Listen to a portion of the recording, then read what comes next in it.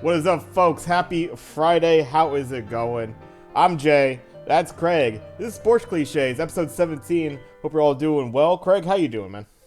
I'm doing great, doing great. It's been a fun week of sports, obviously, Olympics, Super Bowl. Yeah, no, I having a good mean, time. first topic. Let's lead it right off. Quite a Super Bowl. It was, had a lot of fun. I was able to get together with some folks for that. I had a good old too much food basically, but at the same time, hell of a game. I mean, uh, there was that big old lull of offense basically, kind of in the third quarter or so. Like nobody was getting anything done for a while Yep. there, and Rams do it again as far as sticking in those games. They've done it a couple times this postseason.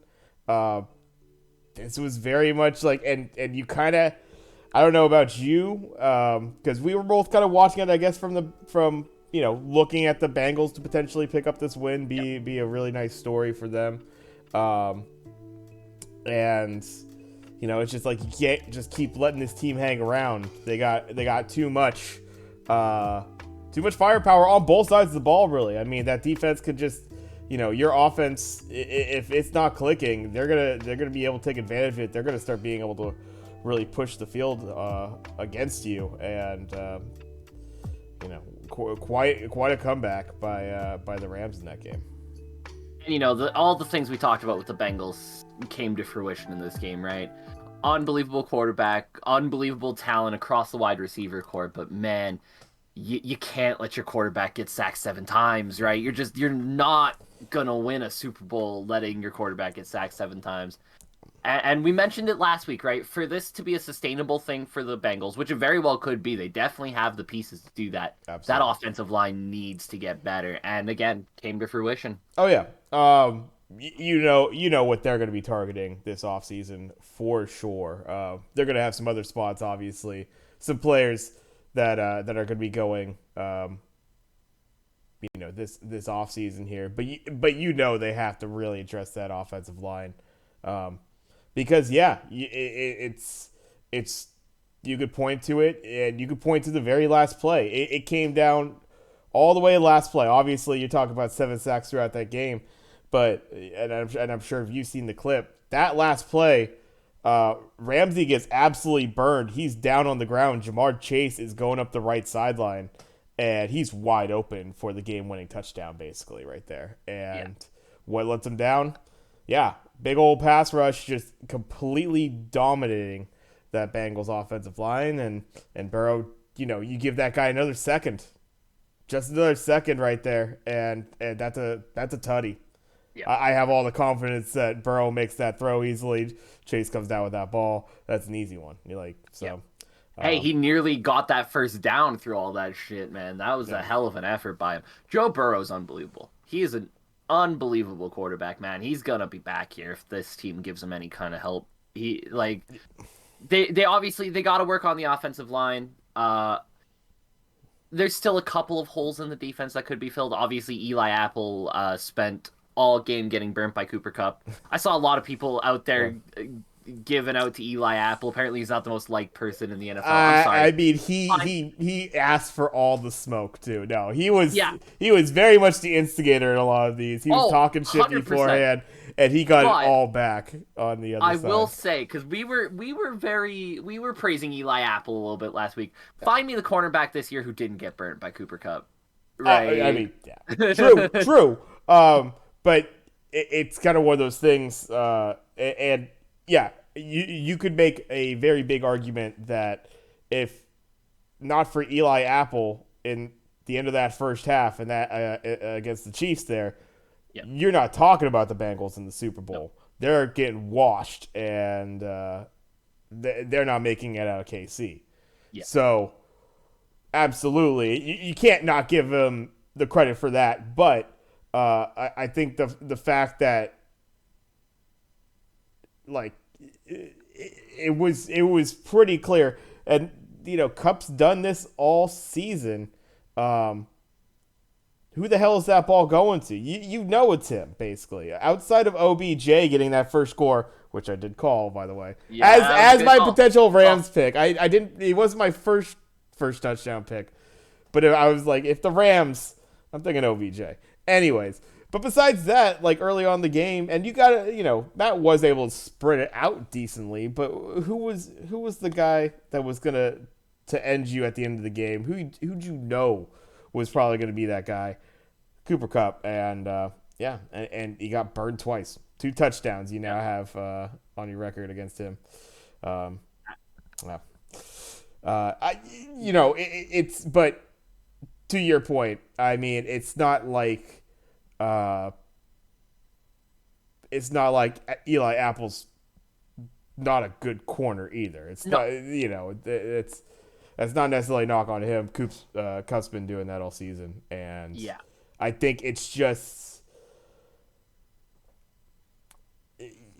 you definitely tried to only have him on it. I don't know. I think it's just kind of interesting how I think in both those touchdowns, it's like he's pretty open. Like I'm trying to think of exactly how both of them, because one of them definitely in the corner and he's off by a bit. The other one, I think he's competing a little bit for it. So, probably not the worst coverage ever, but yeah, got burned. And obviously, so really quickly, I'm going to throw this out there now because I know Bengals fans all over that holding call in the last, what was it, like 45 seconds or so in the end zone. Hilton, yeah, right? Yeah. Bad one. Wasn't a hold. Of course. Hey, Bengals fans who want to call you were robbed.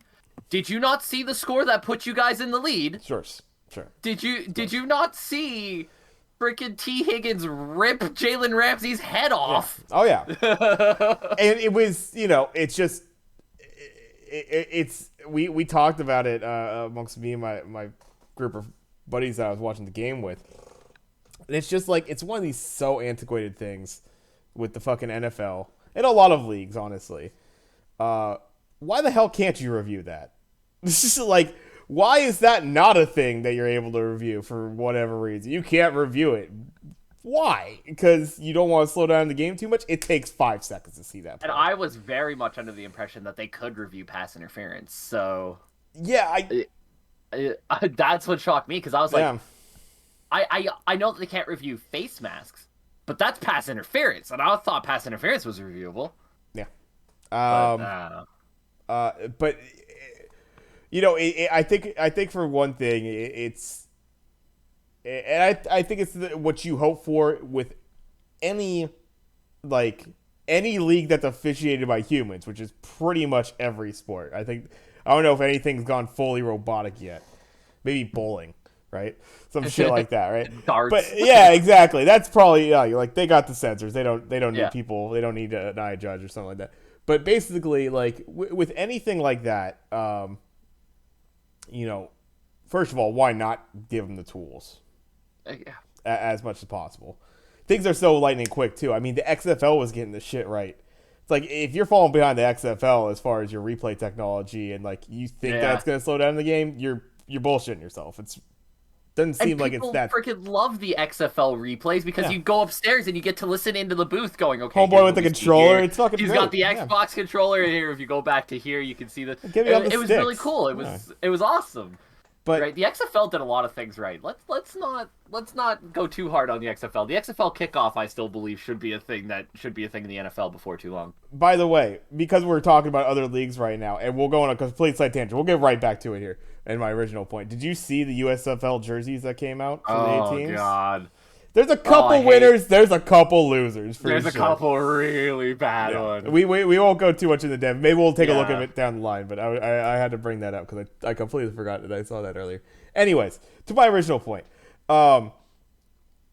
with the refs, it's just in any league you're hoping for consistency, and they just seemed not to call shit for about 3.5 quarters of that game, and then all of a sudden they found the ability to start throwing flags just within that last drive. And not saying that it was favored or anything from one side or the other, but it's just if you're letting them play, I think a lot of people are like, all right, that's that's going to be the case. Granted, that face mask pass interference, that was egregious. Like that's an That obvious has one. to be called, right? But Like that's a bad one. But I get what you're saying. yeah, I mean, in general, Yeah. there's been those that Mike Hilton call that's been happening all game. You can't fool Yeah. yourself if you've ever watched football before and not think that that is a play that's happening all the time. And you can't call holding pass interference every goddamn time it happens because that would make the game fucking 5 hours long, basically. Yeah. Oh, Because it does happen all the time. But just stay consistent with it as far as how often you're calling it. And it's just they found the ability to start seeing those calls in that last drive. So it has to irk Bengals fans. The one thing I will always say, and I'll say it for any goddamn sport, as much as you possibly can, don't leave it in the hands of the referees to determine if you win or lose that game.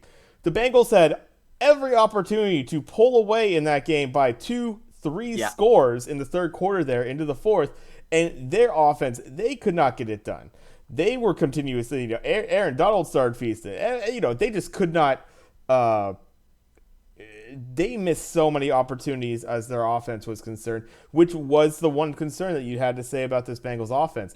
Could this team drive down the field and score touchdowns? So often they would get to the 50 or so, and it was stall outs. It was punts. It was perhaps an Evan McPherson field goal, but it was very limited offense. And it's just like, can that sustain? It looked like for a bit it was, but yeah, you keep the Rams in there, and they showed it again that they're going to have enough to potentially drive down the field on you, get one more touchdown, and then they still had an opportunity at the end of the game there to bring it back, and just the letdown as far as their offense is concerned, and like you said, specifically their offensive line. Just Yeah. can't really point to anything else than that, right? Like you want to point to the officials and everything, whatever. Point to your offensive line. Honestly, you cannot let your quarterback get sacked 7 times. It's that easy. Honestly, if he gets sacked 3 or 4 times, they probably win that game because that's a couple more throws that Joe Burrow's allowed to make. And Joe Burrow was making everything in that game. Yeah. So, I mean, pretty good. Yeah, he was pretty goddamn solid throughout that game. The one thing again, and it leans into the inconsistency. What happened on that same play where Mike Hilton gets called for that holding? It's a false start by like half of the offensive line on the Rams. So it's like, how limited is this? Like the delay a game call where you see it tick 0, then you look down at the ball, and if they snap the ball by that time, it's good. Like, are you giving that now to the offensive line? Because that's not how the NFL's been called ever. No. So No. it was unfortunate that it came down to that, but as far as just the consistency's sake, I can understand why. Bengals fans, they got to be a little irked.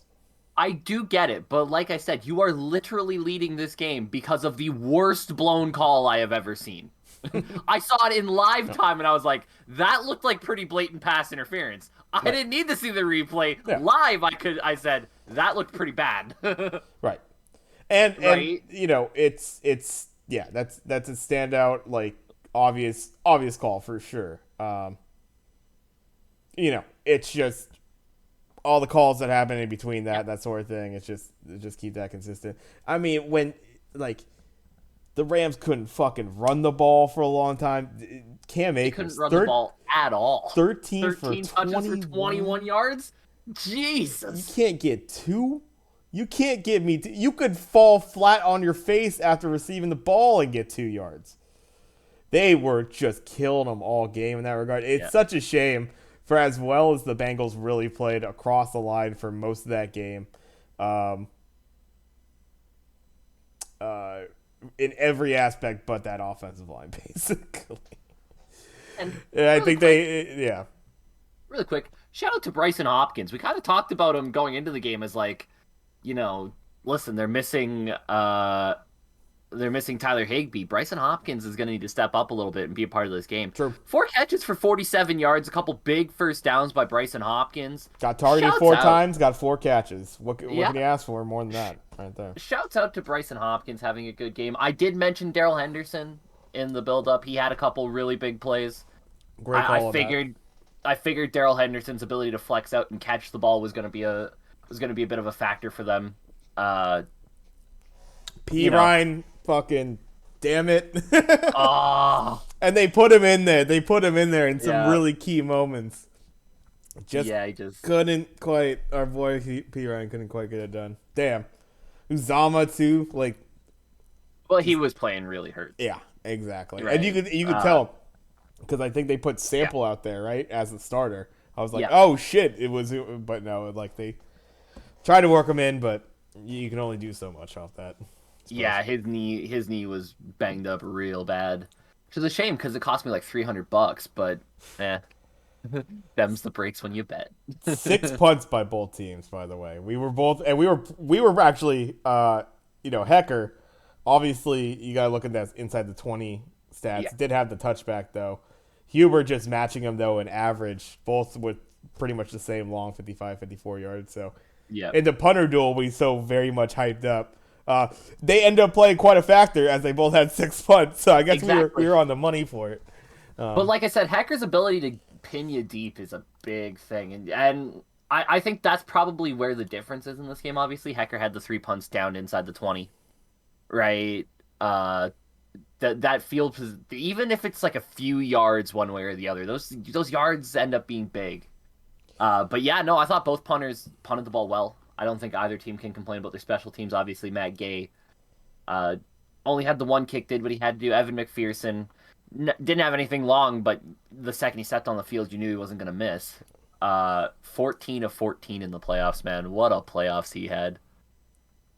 Yeah, That yeah, that that might be as big of a shame him not winning a Super Bowl ring as Joe Burrow is in yeah. this playoffs because fucking Evan McPherson was He could the have kicked one to man. tie it right there. He could have Yeah, kicked one to tie it up right at the end of the game. I thought that's how it was gonna go. Honestly, I thought somehow yeah. that the Bengals were gonna find it again, but yeah, unfortunately, McPherson only tying Vinatieri's record for most in a postseason. Hell of a run. You know that kid's gonna be around for quite a while. You talk about, I mean, when you talk about potentially 20 years of this kid kicking if everything goes right. Like he's going to be around and hopefully a prominent kicker in our league for a while. The next Justin Tucker, right? Oh man, He yeah, he all right, he could be the next guy who's just that dude who's he steps on the field, it's good. He's hitting from 60. It doesn't matter where you need him to kick from, he'll hit him, yeah, right? He hit 58 in his rookie year, yeah, right? Like don't tell me this dude doesn't have 63, 64 potential in him, right? Like I think Evan McPherson's got years ahead of him of being one of the best kickers in the NFL. It's hard to imagine because he's got the mentality for it, right? hmm, He loves the big moment. He doesn't care if he misses kicks, right? The next time he steps up, he's gonna hit it. yeah, That game against Green Bay we talked about where everybody was missing like crazy. He didn't miss another kick after that game. Rest of the season, he didn't miss another kick, yeah, yeah, right? Like the dude just doesn't care. yeah. He doesn't care about what his last kick was because he's gonna hit the next one. You have that kind of mentality in the NFL as a kicker with the kind of leg talent he's got, you're gonna last a while. Yeah. Yeah, and a team guy. He seems like Yeah, he's gonna fit into locker rooms. I mean, I imagine he'll be with the Bengals for quite a while, but I think anywhere that kid goes, he'll probably be pretty well liked by his yeah. teammates. He Uh, he doesn't seem like the Mike Vanderjag type. He seems more like the Adam Vinatieri type. yeah. um, yeah, I don't know.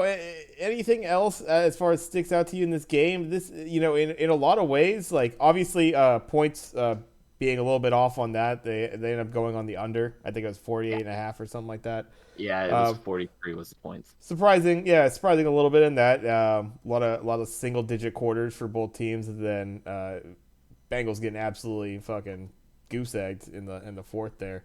Um, yeah, a little surprising on that regard. We end up actually, we both picked the Bengals as far as our outright pick, but we also picked against the spread. That ends up winning as Yeah, it was a -4, 3 point, or a +4, I should say, for the Bengals. yeah. Lose by 3, so ends up getting that. Barely missed. Still DRE was not the opener; it was the closer. So close right Uh, there. Great set though. You know, I think a lot of people. I know awesome halftime show. all us old heads love that set. Yeah, And awesome halftime I saw a show. great tweet about it. Just like you're going through, you know, your childhood into adulthood and that sort of thing, and you're watching all these Super Bowl halftimes, and there's some good ones. Obviously, it's not like these aren't bad artists, but a lot of them are, you know, maybe a little bit before your time. Even a guy like Prince, who I very much Yeah, respect, still a little bit old, you know. All right, this is for, you know, kind of the generation potentially before me. And then we get around to this year's, and we get the Dre and Snoop and Eminem and that sort of thing, and we're like, finally, yes, there's I one saw for this tweet us. too. There's one for us young folks, and then it's 5 seconds later, and you realize, shit, Shit, no, we're old now. this is the old fucking crew. This is exactly their demographic. They're playing right in. We're playing right into their hands. I should say. Yeah, Um, yeah, and that I was hilarious. Like, the moment the moment I felt old is when Kendrick Lamar started going, and I was like, who the nah, fuck? not nah. I want to go back to Snoop and Dre, and then I realized it's because Can we come back I'm to old. 50 hanging upside down? Let's go back to. Dude, what he? How long do you think he was hanging Yeah, upside down? Do exactly. you think he was hanging upside down under there that whole time? Cause if he's up there listening to fucking next episode, he's sitting down there like, let's go, let's go, let's go, let's go. Just all right. Uh, is this the next song? Yeah, I'm next song right now. One more shit. Ah, shit.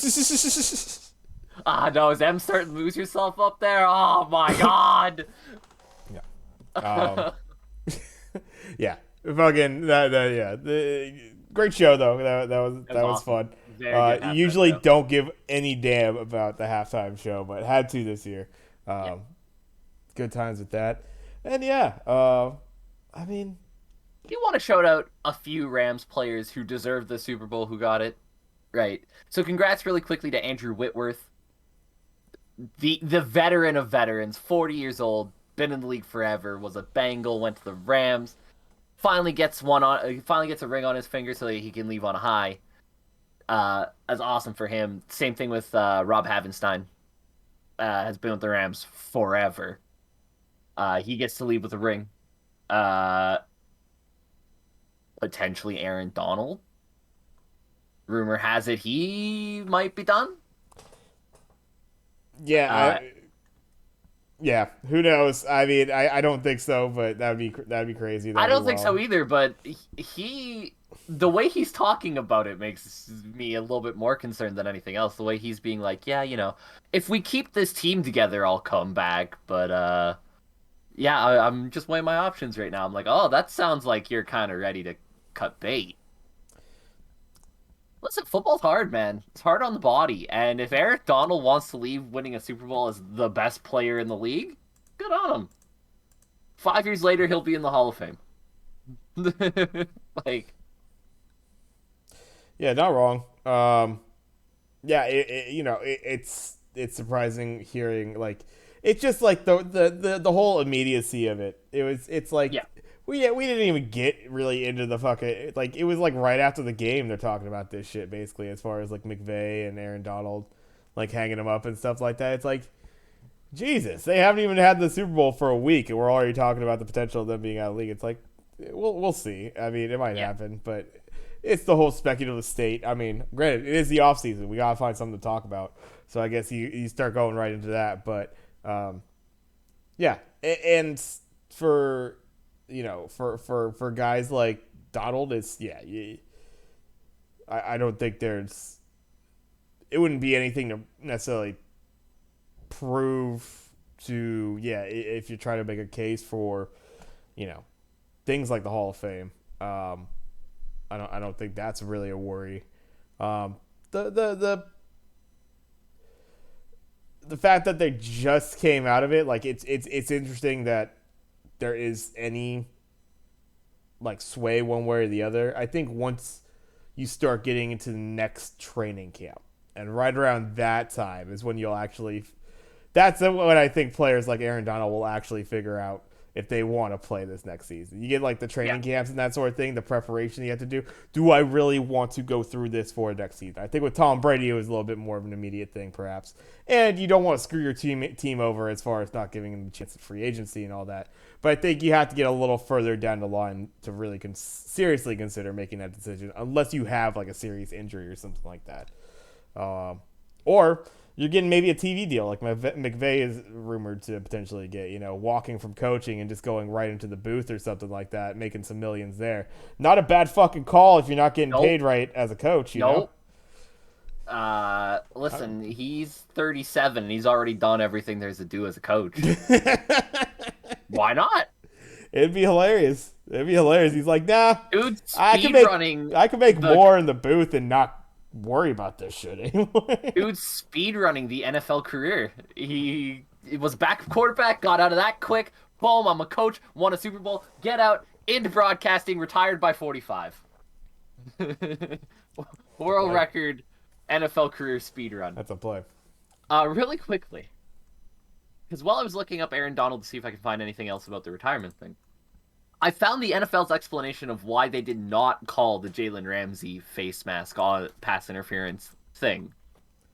Boy, oh boy, it's bad. Our rule is that if there's a grab and a twist and a turn, there's enough for a foul. If there's just a rake across the face mask where there's not a twist and turn, even if there is a grab, there's no foul. The officials indicated that there was not enough contact to raise to that level of a 15-yard face mask. After review, the NFL agrees with the officials' ruling and therefore will not sanction the officials for it. I'm sorry, what? He ripped Jalen Ramsey's head off! It was, I mean, yeah. It was a clear call. It wasn't the worst face mask I've ever seen, but yeah, in the situation, and given like how the players are moving in that situation, it's a very it's like usually you'll get that, like you'll get it, as someone you're trying to bring them down and they'll probably be like behind you or something like that. The way it worked in that one, it was like a quick whip, like as he was going by, like sort of thing. So it was in that transition, and so it looks pretty like it whips around pretty well. I don't think it was like crazy hard or anything like that. I don't think he like really pulled the shit out of it. But yeah, no doubt it doesn't clear. need to be crazy hard at that point, right? No, you guys are both running full force, right? And then he stops and comes back and gets the grab and like it's a little pull. I'm just saying, ripped his head off. No, I know what you're saying. Yeah. But like with the momentum of that combined with that little pull, that's gonna be nasty on the neck, right? Yeah. I'm just shocked the NFL doubled down on it. Yeah. Nah, it's good. No, I don't know what everybody else is complaining about. Let it ride. Shut up. Let it ride. Exactly. Game's over. I think it's just a case like down the line they're gonna decide on this. It's just a matter of time. But it's like just open some stuff up for review real quick. Doesn't even have to be an official review. Just have someone in the booth like look at that for 5 seconds. Yeah. While that ball's literally getting put back into position. Both teams, like, nothing's been decided yet. You could have somebody see that play quick enough. But. VAR style in soccer, right? Yeah. Which has its own problems, to be fair. But the idea is you got somebody in your ear, right? I mean, if you make a clear and obvious error, that's supposed to be the line, right? Like if a guy's offside by like a pinky toe, you're not supposed to call it. They always do nowadays, but you're not supposed to, right? Hypothetically, the idea is, okay, listen, that guy was like 8 feet offside. You should go take a look at this. And I go take a look at it, and oh shit, he was 8 feet offside, no goal. Right? Something similar in the NFL, where on that play, they're spotting the ball, and the replay official can get in his ear and go, whoa, whoa, whoa, whoa, whoa. He nearly pulled his helmet off his head. Maybe take a look at this. They go and look at it, and oh, he did. That's a 15-yard face mask on the offense, or pass interference, or whatever the heck you want to call it. Repeat second down. Easy. That one was pretty blatant. But yeah, the officiating was bad. Let's leave the officiating there. It was bad. Yep. I mean, and honestly, it's gonna be obvious. It's gonna be the one that most people see because it's right there. But it's Yeah, it's not like the officiating isn't bad every yeah. game. Oh, of course. Like, listen, NFL officiating being bad this year is not a new trend. Yeah. It's not like it started in the Super Bowl. They have been bad all season. We've been harping on officiating all year. To be fair, the NFL didn't make the officials' job any easier by really hammering down stupid rules. Yeah. Hey, I yo, mean, yeah. taunting rules, call everything. Right. Right. Right? Like, that doesn't make their jobs any easier. But NFL officiating this year was particularly bad, and maybe something they need to look at. Um, just quickly because I think it was kind of spilled ad nauseum. At least on like in the Twitterverse and that sort of thing. We'll move on. I think we've kind of covered I the think we've hit game them. itself. Yeah. Um, the parade, the shenanigans that happened with the parade. There was a lot of because I got like a whole like Twitter's thread or Twitter's thread, a Niners thread that goes through my Twitter, even like Yeah. people I don't follow, just because you looked at the same topics, that sort of thing. Algorithm Yeah. wise, it starts showing me shit. So there's a lot of just shit talking about how the amount of fans that are out there, that sort of thing. Apparently, wasn't a huge turnout compared to especially some of the championship Yeah. cities in the past, for sure. I mean, go on that. Um, the uh, Stafford and shit. I think he's drinking just straight out of a fucking tequila bottle. It's a great scene on that, see and the then see the Tom Brady tweet on that? yeah, exactly. Mix it in Mix some water. water in, Good Matt. fucking call. Yeah, exactly. Get carried out of there. So looks like Matt Abel stay a little bit more upright than Brady. Perhaps didn't need as much help, I suppose. But then, of course, the situation, the photographer that has been kind of talked about now revealed that the photographer, like 9 years ago, tweeted some pretty racist shit. So now there's the whole backlash on the photographer now because welcome to the internet. You said some Yep. fucked up shit on Twitter this many years ago. It is going to be found because you have now been put in the public light. And you had to GoFundMe and that sort of thing. There's all sorts of shit that's going back and forth. Now, Stafford gonna pay her bills for the medical procedure, even though he is like it's just to like try to get people off him basically because he reacted kind of in a shitty way by seeing someone fall down and it's being like fuck that, I'm gonna turn my fucking back to that one, let my wife potentially deal with that shit or at least go over. I'm not even going to concern myself with it. Shitty move there, and he gets publicly Yeah. slammed. So day or so later, just tries to get off his back, pays her bills. It's not like he fucking pushed her, so like the pay your bills Yeah. thing's literally just to get people off your back, but it's just like, oh, what a fucking scenario that ended up I being. would like to quickly defend Matthew Stafford here. Because I feel like I need to. Because I think Matthew Stafford's a legitimately good dude.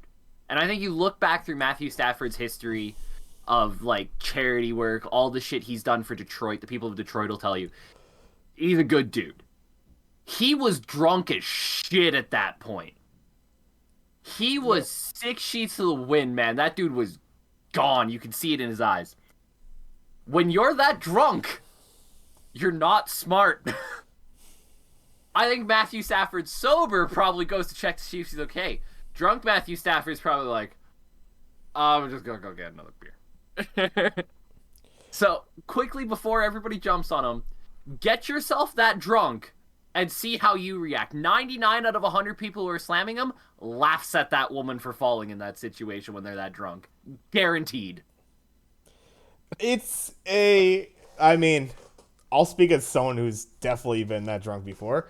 I think it's something like it's Matt Stafford wouldn't be the first dude to see some shit go down and pop up, oh, and fucking like not Yeah. really give a shit about the person until Yeah.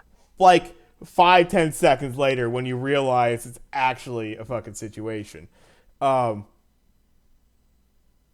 it's kind of a dick move, but Yeah, like 100%. I've seen a lot of dick moves out there when people are stumbling out of the bar and shit. You see it. Is it as fucking egregious as the internet made it out to be? No. Is it No. kind of a dick move? Yeah, Yes. it kind of is. Of course it is. I mean, 100%. I've been pretty goddamn faded, and I'll still try to, uh, I would still be maybe at least willing to like not completely ignore something like that. At the same time, obviously, like he's not gonna. There's nothing to do for him to actually like do anything at that point. I think there's enough people. People are like, calling out to paramedics and that sort of thing. Yeah. People on the scene to actually help somebody who's been injured. It's not like he could have done anything more than what was being done in that regard. It's just a bad look when you're just like, Bad oh look. shit. 100%. I mean, he went right, and the fact that he went right back and hit the Went bottle right back again, to the I bottle. was like, yeah, that's a frat bro move. That is frat Stafford right there a little bit. It's coming Yeah. back. He's celebrating. The thing that I think will happen with this, I think the fact that like the whole paying for medical bills and shit like that to get him off, I understand the move. I think it's not like it's a PR move, not like anything that was really necessary. I mean, the fact that you're paying for medical bills that are going to be really fucking expensive because you're in the goddamn US of A and we don't make that shit cheap. The fact that it's that and not just like, oh, if I had looked and just kind of looked over, like literally if he just kind of like goes over there and like looks for a couple seconds, I think will happen. Matt Stafford will never be in a situation like that again. The next time anything happens, somebody falls, like a little trip or anything like that, Matt Stafford will be on the case. Trust me, he will never make this mistake again. And that's basically how I feel about it. Like he'll never, ever, ever, ever, ever, like someone will get a little cut or so, like. And if he's around, he's got to be sure that he pays attention. Otherwise, he's going to get flamed again. And because this, stupid son of a bitch couldn't cut into his steak properly, I'm having to shell out tens of thousands for stitches and shit. I don't know. Like, it's just a funny-ass fallout for it. It's totally unnecessary, I think, on both sides. As far as, him having to pay it, the internet's reaction to him kind of being a douchebag about it. It's just it is like it is what it is in that scenario. He was obviously drunk, so not in the same state of mind that he would be otherwise. I still stand by what I said. Still you funny. Take 99 out of 100 people who were flaming him, that girl falls in front of them, they laugh when they're that drunk. Like, I think, oh shit, and like, but you still would kind of like, I don't know about like, laugh and just like burst out laughing and not do anything. I think some people would be like, oh shit, and then like they would probably go over to see. Yeah, I think that's kind of more the scenario. So hold on, let me ask you this. It's the about face about it, dude. That's what it is. That's bad. I agree. It's the about face. That's what it is. But do you think he would have? Do you think they would have not flamed him if he was laughing his ass off, but also went forward to see if he's okay? Hell no, they would have flamed him the exact same way. No, they wouldn't have flamed him the same way. They would have flamed him. I give you that because the internet's gonna get outraged about that kind of no doubt. But I think in that scenario, because we've all kind of been that asshole at first, I would suppose, if you've been drinking enough. Because you're not even sure of the situation. All he saw was... Yeah. So, in my mind, it's like a fucking cartoon. So my first reaction would be like, oh shit! And I'd be like, I would go over, and then I'd see the situation, and if somebody wasn't already trying to flag down a paramedic. I suppose I'm on the high platform, maybe trying to flag down a paramedic. That's about it. I think just the about face of it is what... it's bad. The amount of like visceral and anger that people brought to it at that point, that's what made it, really. Yeah, no, don't get me wrong. Dick move. 100%. Not trying to say any different. I'm just saying all the morally superior people on Twitter, of all places, I'm sure if you go back through a lot of these people's timelines, you'll find maybe not as morally superior as they're letting on, but would have responded equally as poorly. I think, yeah, I think it's anything more than just kind of walking over and, yeah, like you flag somebody like that. That's about it. Yeah, So it's like the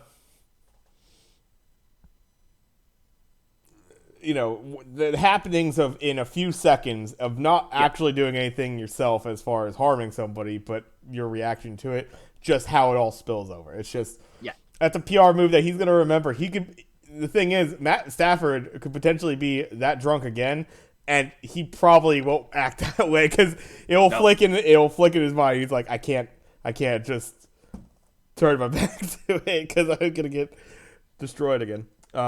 But yeah, that's a hell of a scenario for him. And and then the photographer gets The revealed as. photographer ending up getting flamed in this whole thing is probably the funniest part of it. I mean, it's Welcome like to Twitter, people. basically, and um, yeah, it's like because I think Pat McAfee like donated a bunch to your GoFundMe, and he's like, Yeah. can I get that? Can Can I I get a get that refund? refunded? I didn't realize, but like I think he's probably just bridge under the water sort of thing at this point. Yeah. Water to the bridge. There we go. Bridge under the water. In a way, it's kind of that if you think about the whole scenario. It's almost Oh, bridge under the it's water. there's water and bridges everywhere on Yeah, this one. we're drowning out here. It's just happening. We're drowning in tequila. Let's see. Was there anything else from that? No, nothing else really popped off during that parade, did it? Shouts out, by the way, really quickly to Aaron Donald's workout routine. Did you see him without his shirt on? My lord, he is massive. Somehow the pads made him look less massive than he is without the pads on. Jesus Christ. No, Bill I did. remember Brock Lesnar when he was on the Pat McAfee show was talking about like people who are in like the top 1% of people, and he mentioned Aaron Donald. There's a reason for that. That dude's yoked. Jesus. So shouts out to Aaron Donald's workout routine. That's the only thing I had. I saw the picture of Aaron Donald. I was like, somehow, even I didn't even think he was that big. Like he's somehow bigger than I thought he was. It's, I think for what's funny is Aaron Donald. I think as far as like the physical attributes are concerned, like isn't the hugest as far as like pure height or weight numbers. But Yeah. yeah, obviously, it's all pretty much just a dense ball of defensive linemen that pretty much walked away right now. It's kind of one of those weird things. I mean, obviously, still playing in at a fairly pretty much a peak as far as Yep. how he's playing. So that's the one. Just kind of going back to that. That's the one. That would be the one interesting thing is leaving while still having like all that ability would be a little surprising as far as retirement. But we'll see. We'll see. Yeah. We'll see. Let's see. We have the I suppose we could touch a little bit on well, let's see. What do you want to go into next? I was going to touch upon potentially the Winter Olympics, but we can take a look at the let's kind of take a look at the interesting scenarios that we're having in regards to kind of some of the quarterback situations. I mean, nothing's obviously changed as of yet. There's a lot of fun, of course, with my Niners feeds going, that sort of thing. The speculation as far as, Jimmy G is pretty much already thought on the way out. They're looking for trade partners. There's some whisperings about being able to get a first. There's some whisperings about, Washington and Chase Young even getting involved in a deal with him. Very Yeah. surprising to hear that. Uh, Kind of very interesting. Obviously, the quarterbacks that have been rumored to potentially be on the move, your Aaron Rodgers, your Jimmy G's, obviously your Russell Wilsons, even guys like I suppose you know Matty Ice, even right. I don't think Watson, Matty Ice is moving. I can't Watson with the shit imagine. show that's behind him, I suppose is not so realistic, but Somebody, potential. my offseason prediction, somebody will take Deshaun Watson's contract. Yeah, talent, man. Yeah, Doesn't matter how shit of a human being you are, your talent will find you jobs, apparently. I think he's such a good quarterback, right? That I think there's going to be a team out there that doesn't give a shit that he's got 22 class action lawsuits against him right now yeah. for sexual assault. He will find a job. Um, you think Matty Ice stays home? Yeah, I don't think anybody's willing to take that it's like $35 million that he's owed next year. And Right. I can't imagine there's a team out there willing to take that on. yeah, Um he's still a very good quarterback. Like he's still it yeah, he I played think decently enough on the for that team last year, right? They a only had good so team with much. Matt Ryan at quarterback is going to do well. Right? The Falcons' issues were way more than Matt Ryan, but he's not worth the contract he has, right? And that's the big problem. I Yeah. think if he was somewhere from 15 to 20 million, somebody take a look at it, not at the price he's making. What do you think about Rogers or Russ? Do you think either of them moving? I think both of them are moving. I know Wow, both. Russ has said all the right things. I know he does love Seattle, yada yada yada. Seattle's going to look to rebuild, I think, and I don't think they are going to let the chance to trade Russell Wilson go here because they can get Hall for him, right? Hmm. Um, I will throw out a little prediction that might shock you. It's a little tiny one. I think Russell Wilson moves a little bit down south and ends up with your boys in San Francisco. I've heard this before. I think you might have been the one to bring this up. Yeah, I've heard about that. I've heard about Rogers. I've even heard Brady coming back and going to the Niners I think for Brady's done. the I know hometown he run. pl- I know Brady played really well this year, and Yeah, everybody looks at that and goes, "See, he can still." He's 45, guys. I think yeah. he's just done. Yeah, I mean, it's gonna. I think the Niners are a big player in this. Obviously, when you talk about getting rid of Jimmy G, getting his money kind of off your books, um, that'll open up some things free agency wise. That's why I think the Seattle trade works, right? You can hitch some things alongside Garoppolo's contract and make the money work, and I think that's the most important thing here. Yeah, yeah, it'll be interesting to see like who his suitors are. That sort of thing. What Seattle's even going to be able to do, kind of going forward, because I know their situation cap wise isn't the friendliest, right? Yeah, and Seattle's probably going to be looking to rebuild over the next couple years. So that's why I think bringing in Garoppolo, maybe mentoring a young quarterback kind of thing, who's underneath him, Garoppolo kind of does the thing for the rest of his contract. Seattle can start to look to build beyond Garoppolo, Yeah. right? I think that makes sense, right? As kind of like a bridge onto whatever is next for Seattle. Right, Garoppolo's still a more than competent NFL quarterback. He'll get the job done.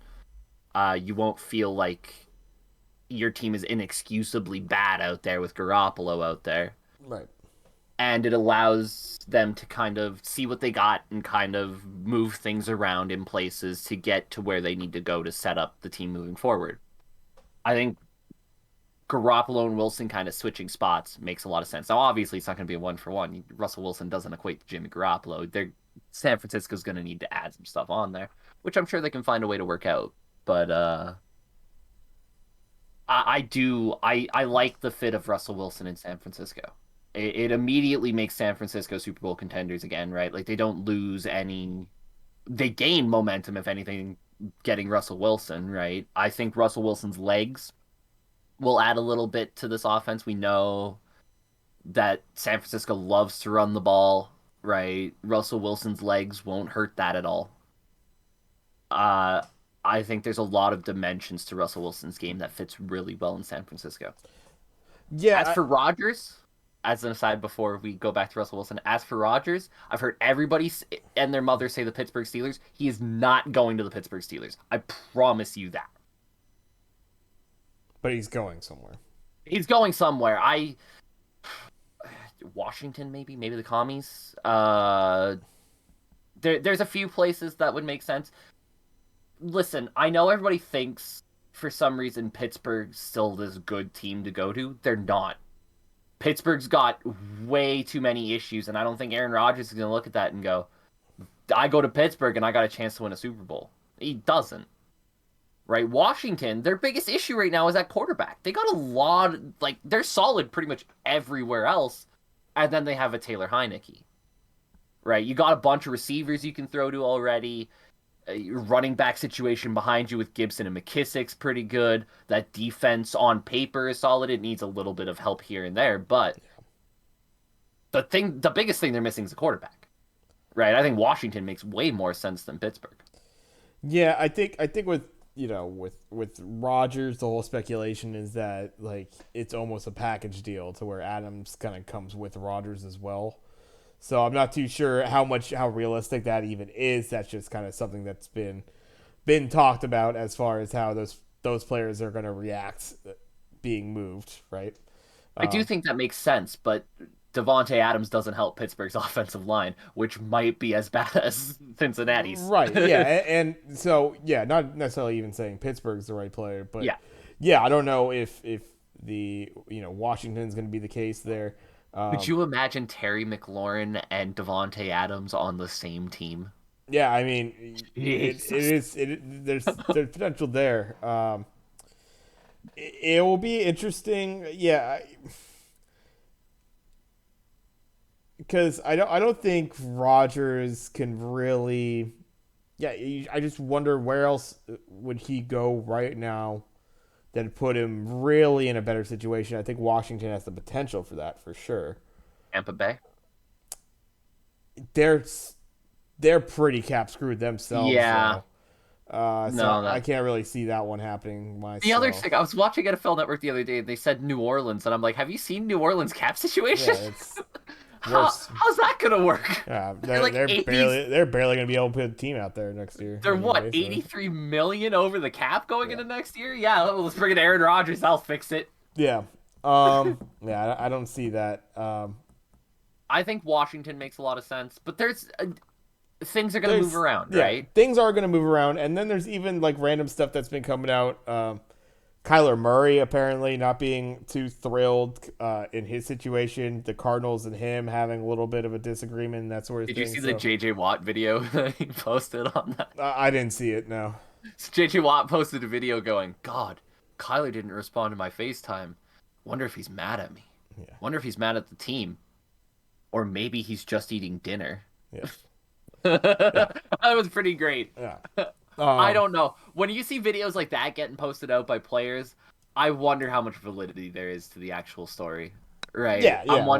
Because the whole thing is based off of him deleting pictures and stuff like that on social media. Yeah, I thought that was the initial thing, but then there was some insider story as far as how things organizationally were being run or whatever. There was some potential leaked unnamed source sort of thing. So yeah, exactly. Who knows how much validity there is to that. That is a team obviously that has been underperforming. They've been a letdown last 2 seasons as far as how they have stumbled in the playoffs or not even been able to do that. So they're very much on shaky ground for a team that is at points in both these last 2 seasons thought to be a powerhouse in the NFC that really just fades out. Cliff and that sort of thing, those boys need to get it right. And there's no doubt Murray's pretty goddamn talented. I think in some ways he needs to be still steered a little bit toward being even more of a Russell Wilson-esque player and have that sort of career going for him. To touch on the Russell Wilson thing and the Niners, it's really interesting. Niners offseason is going to be fucking hilarious because you haven't quite seen it. So a couple days this week, we got the funniest fucking leaks I've ever seen. Basically, what was being leaked were single practice reps of Trey Lance. Practice reps from this past season, obviously, because they're not in the offseason this season. We're looking at leaked Trey Lance practice reps. They're great reps, by the way. They're fucking awesome. Bet they are. There's one where he's going left, and he's like, he fucking slings this thing. He's going cross, so he's going against the grain. Flicks out the hips. He's actually in a back pedal at this point. Flicks it out with a sidearm, and fucking 25, 30 down the field. Beauty ball. There's another one down the sideline, left side, fucking outside the numbers, way down the field. Beautiful ball between two defenders. We're looking at fucking practice, and they're getting leaked a single rep a day. That was the beauty of it. I thought this was going to continue all preseason, basically, or all off season. We were just going to get single Trey Lance practice reps. One play. I was like, this is the slowest copium drip you'll ever fucking see. It's fucking fine. Hilarious. And then, ignore the actual game footage we have. Look at these practice reps. But it is interesting because me and my brother actually a couple weeks ago, we were just hanging out. We were just talking about the future and that sort of thing, and obviously with Jimmy on the way out and give him the farewell speech and that sort of thing. It was like we were taking a look at the game against the Texans, and that was late game, week 16, I want to say, right? Need to win game for the team. Garoppolo out, and a decent enough. You're talking about a Texans team, obviously, so not a great team. A team that was playing better toward the end of the season. But it's like, take a look at like some of the things that he has the potential to do, as far as, getting the ball down the field. I'm in the camp of where I think Lance is absolutely going to be rough around the edges. A lot to work on for the kid. And if you're put in a situation to where you can get a starter for another year or two here that he could still work under, I don't know how you don't go under that.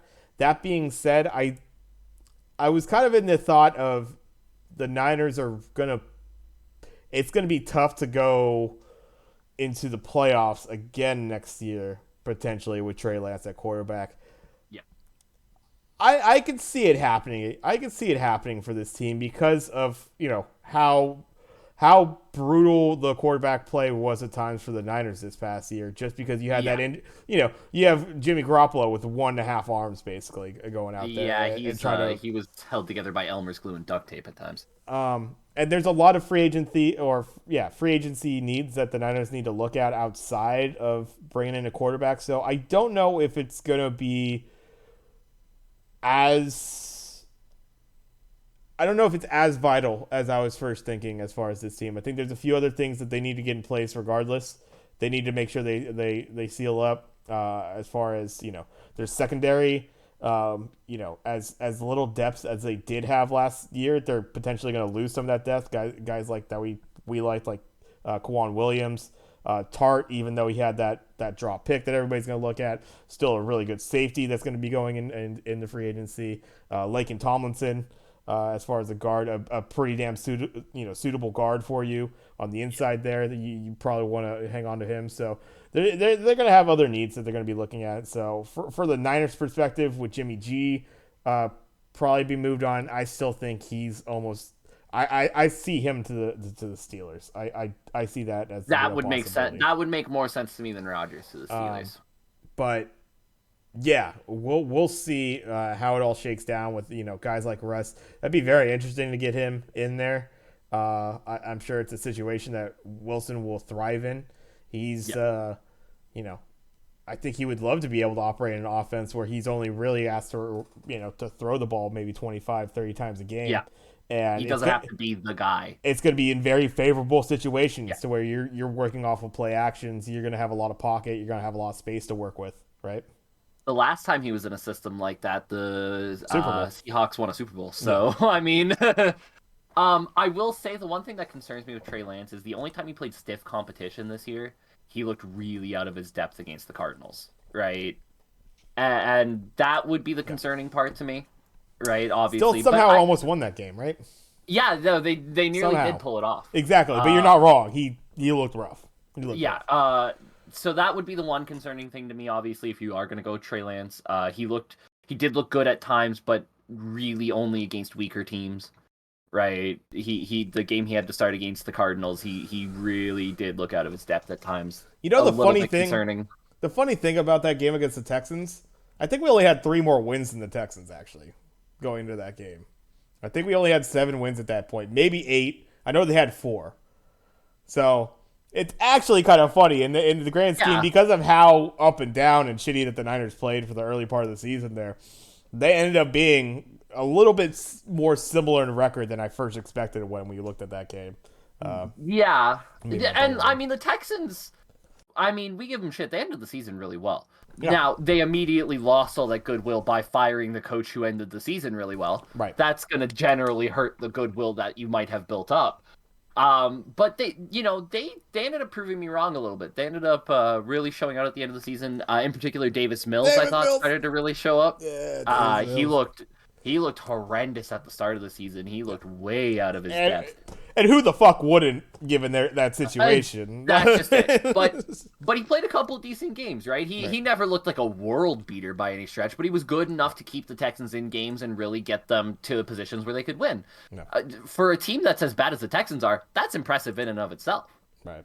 So, you're not wrong, right? Like I don't disagree. And I listen, if the Niners went into next year starting Trey Lance, I don't think it'd be the worst thing in the world. I would worry about their ability to make the playoffs starting Trey Lance next year, right? In a year or two from now, if he continues to grow and show the development he showed this year, it probably wouldn't be as much of an issue. But next year, I still would like to see him play a game against a good team where he shows up really well. But again, we're talking hypotheticals, right? If they end up getting Russell Wilson, this is all a moot point, right? Because he gets to learn for another couple years under Russell Wilson. That's not going to be a bad thing for him. So he's only 21. He's one of the youngest quarterbacks in the NFL, right? This isn't a 23, 24-year-old coming out of college. So he's still got a little bit of time on his side. I think Trey Lance is going to be fine. I saw a lot of good out of him this year. Some things that obviously need to be worked on. But I will say about practice footage being leaked, I remember when Tyrod Taylor's practice footage Yeah, got leaked, and it's everybody so was fucking like, funny. "Look at how good Tyrod looks, man. He's gonna be the." He's The slinging situations it. are always favorable in practice, right? Right. Yeah, it's definitely some funny stuff. It's not like the mechanics and stuff don't look good, but yeah, But they've always it's looked good with yeah, Trey, right? There's yeah, a reason he was the third overall pick. The raw materials have always been there with Trey Lance. It's all just a matter of developing them, yeah, right? So it's good to see that in practice he is making those throws, but those are throws that Trey can make in practice. It's all a matter of can he continue to develop the game sense, the precision, things like that. right. Here's an interesting thing that was, and I think we'll move on to the next topic after this. But one interesting thing I saw, and I think it kind of rings true, and you know a little bit more due to the draft class coming up, how you could really rate it. If say Trey Lance was to have stayed at North Dakota State for an extra year this past season and had as good of a season because he had like a pickless season the season before, Yeah, right? Say he goes and he balls out like that for an entire season for North Dakota State this past he's season. he's the number one quarterback in this draft class. Not even So, a question. so with that in retrospect, would you consider the idea that the Niners gave up so much draft capital in that past draft to move up to get Trey Lance? Do you think that that's such a crazy move now because of how meh this class is? And if you're not in the same situation, obviously, this offseason that you were last, you wouldn't be able to move Yeah, up to get a Trey Lance this year no. if you were My the problem with Niners. the Trey Lance deal was always I was never sure he was the second best quarterback in that last class. Right. right? I Absolutely. wasn't Yeah. I wasn't sure I put him ahead of Mac Jones or Justin Fields, right? Trevor That Lawrence. was what? Trevor Lawrence. Well, Trevor Lawrence was always number one. Always number one. Okay. Yeah, Trevor Yeah. Lawrence. Like I'm talking specifically for last, no hindsight or anything like Right. that. No. No. No. Specifically going into last year, Exactly. Trevor Lawrence was always number one, I just wanted to and then there specify that was you meant Trevor Lawrence. yeah, yeah. There was always a bit of a muddled number two with Fields and Lance and Mac Jones, right? And even now, I'm not sure if he was the number two guy in that class. Mac Jones obviously having a very good rookie season. Justin Fields at times when he wasn't handcuffed by the worst coach I've ever seen, looking pretty decent, right? Right. So it's hard to say. Uh, do I think they should regret giving up that much capital to get a quarterback? No, because you're right. Those four guys that I just named are look light years better than every quarterback in this draft class. The only person I think who can even come close to saying they're in that conversation is Malik Willis and Kenny Pickett. And Kenny Pickett, I think, is a really big question mark because we haven't seen anything beyond what he's done at Pitt, which has been impressive, with the caveat of going into Pitt and being anything above an awful quarterback would look impressive. Pitt has never really been a place where standout quarterbacks go. Malik Willis, on the other hand, I think generally looks more impressive. He looks like he's got all the tools, but those are the only two guys who might even say that they could challenge that group of three guys as far as being competitive draft positioning wise. So no, I don't think the Niners should look back and regret that. And absolutely, Trey Lance would be the number one quarterback off the board in this class. The only thing I always said about that pick is I wasn't sure Trey Lance was that much better than Fields or Mac Jones as far as their Right. ceiling goes. He's obviously lower as far as their floor goes, but he's also 3 years younger. I don't think that's a fair comparison. As far as their ceiling goes, I don't know if he was that much better, right? So my thought there was, did you need to trade so much capital to move up to three when you maybe could have waited to see how the quarterback class fell and maybe traded a bit less capital to move up to, say, nine, right? Yeah. Yeah. I mean, That was my only thought with the trade. Beyond that, no. They should yeah. not feel any regret taking Trey Lance because he would, if they still had their pick from this year, Trey Lance would be the number one guy off the board. So, Yeah. Just an interesting thought that I saw pop up on my feed somewhere, and I was like, oh yeah, actually, you kind of consider the whole thing, and yeah. yeah, it's not No, too that not too shabby. 100% right. He would be the first quarterback off this draft board, no doubt. Um, Talked about the quarterbacks. I suppose we could hit real quick on some of the tight ends that we have potentially coming up into free agency here. A lot of notable names, a lot of big time offensive weapons here. I got the list here if you It's want me to just go through it. I mean, yeah, if you want to hit on everybody, or if you just want to point out a Just like couple the of them. top. Really, there's like 10 of them in this class that I think Yeah. are legitimate number one tight ends. So you got Dalton Schultz, Tyler Conklin, Zach Ertz, Mike Gesicki, CJ Uzama, who we've obviously raved about recently, Evan Ingram, Durant Smythe, David Njoku, Mo Alley Cox, Will Disley, Ricky Seals-Jones. List goes on. I didn't even mention Hayden Hurst in there, Michael Pruitt, who are also free agents. This is the craziest tight end class I've ever seen. Yeah. Yeah. Obviously, yeah. I think guys that Gronk. Is I he didn't is mention Gronk because I think he's retiring. exactly like is he even gonna Yeah. come back? That sort of thing. Ertz, I know he's kind of more toward the end of his career than it was the beginning. A guy like Uzama, who I think, yeah, we've talked a lot about. Unfortunately, did just pick up a pretty nasty injury. Tried to play through it, wasn't nearly as effective. I hope things obviously work out down the line. He should get picked up by somebody. Yeah, and your guys that I think are pretty like plug and play. You could probably, if you really don't have anybody there at that current position, a Gerald Everett, no Jay Howard, Yeah. David Njoku, Yeah. Gesicki, like that. I think even a little bit even more of a weapon there.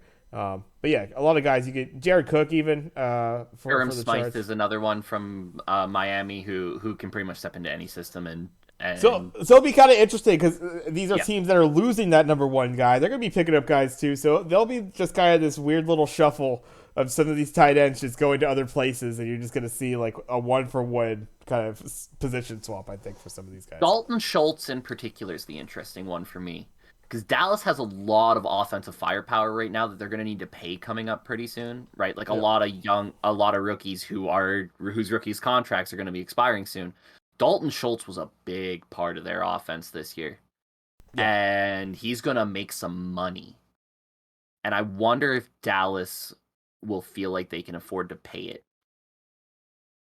I think they should because I think Dalton Schultz is a huge safety valve for them. 8 touchdowns this year, right? Like the Yeah. dude finds the end zone.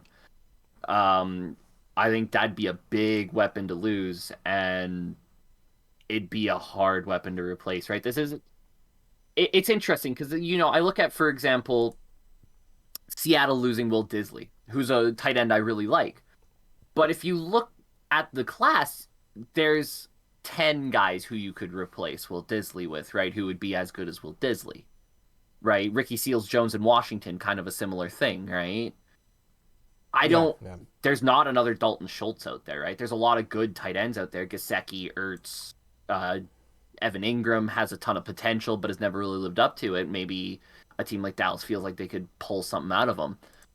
None of them are Dalton Schultz, right? So if Dallas is worried about signing their guys and goes a little bit cheaper at tight end, that's going to hurt them big time, I think, because Dalton Schultz was a huge weapon for them, especially in the red zone. And whoever picks up Dalton Schultz is picking up a huge weapon in the red zone, Yeah. right? Yeah. Um, yeah, I think it's quite crazy. I'm looking forward to seeing where some of these guys land as far as the tight ends. Another quick thing just to hit on real quick before we move on. I don't know if you've taken a look. The offensive line free agents this upcoming offseason are Some very names. spicy. Some names. Talked about Lakin obviously earlier. I think he's a solid name in there. Guys like Ryan Jensen, for used to be on the Bucks. That's a huge name. Orlando Brown Jr. for the Chiefs tackle. Yep. That's going to be huge. Uh, Cam Robinson, a yeah, massive tackle name out there. yeah, like there are quite a few serviceable uh, offensive linemen in here that Yeah. are you know due to the I think one of the top guys on here is Terran Armstead that I'm seeing, and Yep. that's a New Orleans Saints team that is not going to be able to bring him back. Nope. Not a chance. So that's a spicy piece that just kind of drops into somebody And else on again, another team. we were talking about it, man. If you're the Bengals and you're looking at this offensive line class, you got to snap, right? Right. Yeah. You got to try to snap up a Teron Armstead, a Cam Robinson, a Brandon Sheriff if you could pull that off. Even Ryan Jensen. I know they're happy at center right now, but maybe you flex somebody out. That offensive line needs to get better, and you look at this offensive line class, and there is potential to make it better from day one, Right. right? You bring in a guy like a Cam Robinson, that's probably 5 or 6 sacks right there alone off your tally just from having Cam Robinson out there at left tackle, right? You bring in a guy like a Lakin Tomlinson if they can't re-sign him, or a Teron Armstead, and there's some more like you can see the sack numbers going down just by signing guys like that. I think they need to do this. I know the philosophy for the Bengals has been to draft offense and sign defense. They got to kind of flip that this year. I Mm. think you've got all the young talent you could ever want at offense. Get some veterans in there to help solidify it with their defense. You got a lot of veteran guys out there. Maybe look in the draft to see if you can get some young defensive blood in there, especially at corner, right? Their corners are not getting any younger. They went to free agency last year. They picked up a lot of guys who were kind of forgotten sons at corner, and it worked well for them. But now they got to bring in some young blood to help really fortify that cornerback spot. But I think the Bengals are going to be real players on this offensive line market, which is Yeah. filled with talent, right? Like we didn't even mention guys like Laurent Duvernay-Tardif, guys like Mark Glowinski, right? Really talented guys on the interior of the line. They gotta make moves there. Yeah, I mean, and they're fortunate. That projected cap space that they have coming up.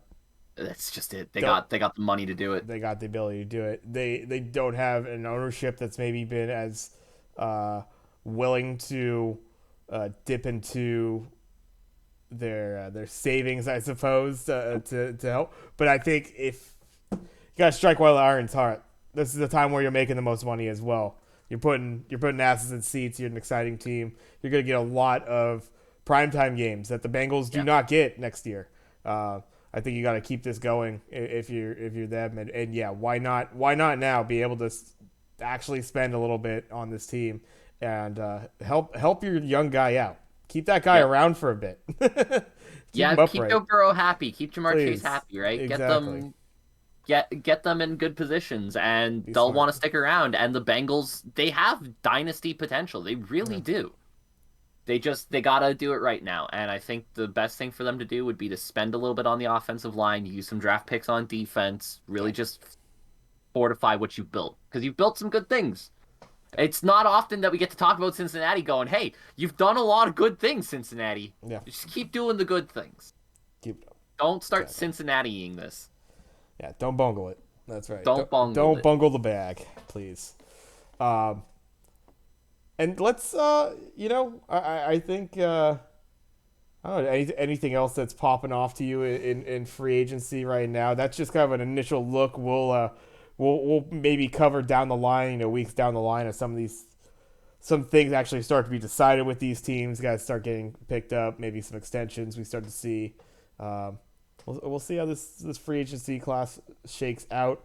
We got to find time to fill it in with something. Maybe it will be USFL. We'll get some play in this for us as well, because it's always sad. We're done with NFL football for a bit, so gotta have something. Yeah.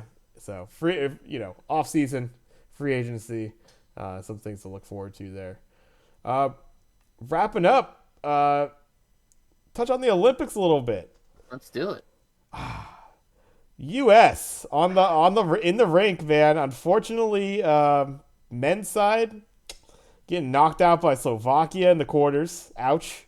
Women's side, the Canadians taking it in the What a gold medal game that was. That was an GG. awesome game. GG. Very nice. Since we are talking about women's hockey, Yeah. I got two Olympic rants I got to get off my chest. Will you allow me my first one? Absolutely. Go for it. There's been a lot of stuff on Twitter. There's a Canadian writer who I'm not going to glorify on this by letting people find him. He is an awful writer. Horrendous. If you are Canadian and you hear me say that, you know who I am talking about. Who wrote a piece that said women's hockey does not belong in the Olympics. Now, do I agree with this? Hell no. That Canada-USA game that they played was as good as any fucking men's game you'll watch. That game was awesome. However, let me bring up the good point that was made and bring some shame upon two federations that have glorified their own glory at the expense of the game that they play. Women's hockey's not competitive enough. Canada and the USA. Canada had 55 goals for in this tournament, 12 against. In a tournament that's supposed to be the world's best playing each other. Right. That can't happen. I blame two federations for this. And you might expect me to say the IIHF or the IOC. No. I blame USA Hockey and Canada Hockey. They want to live in this glory world where they are the only two great teams in the world and nobody else can touch them. And so what they do is they have things like the rivalry series, which, make no mistake, forget the women's World Hockey Championships and everything. The rivalry series is their big event of the year because they play 7 games against each other. They go across Canada and the US and they make a boatload of money. And that's great. You know who that doesn't help? Finland, Right. Sweden, Japan, Korea, China, all these young teams that are trying to build themselves up to compete against you, and these two federations continue to stomp them back down to continue this two-team dominance that they got because they love it. You know what? You can love it all you want. 10 years from now, if this keeps up, there's not going to be women's hockey in the Olympics. Think it won't happen? Happen to baseball. Happen to softball. They need to realize that to be the best at a sport, you need to have a sport to be the best at. Women's hockey needs to improve the quality across the board. Canada and the USA, they're already more than good enough. Start trying to pull other teams up to your level. That needs to be your next goal. Stop trying to hold everybody down. Instead of having a rivalry series where you play 7 games just to prove that you guys are the 2 best teams in the world, host a 4 Nations Cup. Bring over Japan, bring over China, bring over Finland and Sweden. Let them play against you in a tournament that you host that really means something. Do the rivalry series in Finland, in Sweden, in Japan, right? Take that thing across the globe. Let young girls in Finland and Sweden watch you guys and go, I want to do that. Because if you keep holding the rest of the world down in women's hockey, sooner or later, women's hockey's not going to be in the Olympics anymore. And that's going to be a damn shame because I fucking love women's hockey. It's an awesome sport. Bring everybody up with you guys. Stop with the elitist bullshit. Sick of it. That's it. There you are. My point on women's hockey. If you didn't watch the game, you should. It was great. Yeah. Yeah. Yeah, definitely. And I suppose that's the thing is, when you're, I would say, when you're within a country like, Canada or the U.S. for us, relatively that sort of thing. It's like, Yeah. oh yeah, it's great to see your team up there, but yeah, you give it the grand scheme of things, and yeah, it's a shame that on the global level, there's a little. It's not as worthwhile as a victory at that point. It's kind of almost going through the motions as you. Oh yeah, who's in the final again? There you go. Yeah. And I will say shout out to Finland this year in particular, who really competed with Canada and the USA. USA struggled to beat Finland both times they played them. 4-2 and 3-1. Both of those games ended with empty net goals. So really we're talking about 1-goal games that an empty netter, obviously, when the other team's pushing to win, happens. So Finland's starting to try to pull themselves up. That would be awesome. China, I think, made really big inroads on women's hockey in this tournament. Beating Japan in the group stage for them was a big deal, and that could be a sparking moment, right? There was an interview after the game with the Chinese captain, and she was bawling, just saying, like, I'm so proud to be playing for my country. I want to thank my teammates and everybody because this is the greatest moment of my life, right? It was so big for them to beat Japan. Because Japan in women's hockey is that nation that's kind of trying to grow up, right? As far as the Asian nations are concerned, Japan really is trying to be that nation that pulls ahead. And for China to beat them in this tournament, it could be a big thing for them. And I hope it does. I hope Japan and China, Korea as well, has got a decent women's hockey team. I hope they continue to grow. I hope Sweden continues to grow. Switzerland, Russia, right? Let's get women's hockey to the place where men's hockey is. And men's hockey is not the most competitive thing by any stretch of the imagination. But you got 8 teams in a tournament, and Slovakia is about to play for a bronze medal. Not Canada, not the USA, Slovakia. That's the point women's hockey needs to get to. Right? I'm not saying Slovakia is as good as Canada or the USA, but they can win. Right? Japan doesn't need to be as good as Canada or the USA. It just needs to get to the point where you watch the game and go, Japan could win. That's all you need. Right? Because that's not the case right now. Canada played the 4th team in the world in Sweden in the tournament, beat them 12-1. Right? It just can't be the case. No. But yeah, shouts out to Finland for being competitive. That's a big deal. Shouts out to the Canadian and USA teams. Let me make this clear. I don't blame the players for this at all. There's nothing they can do.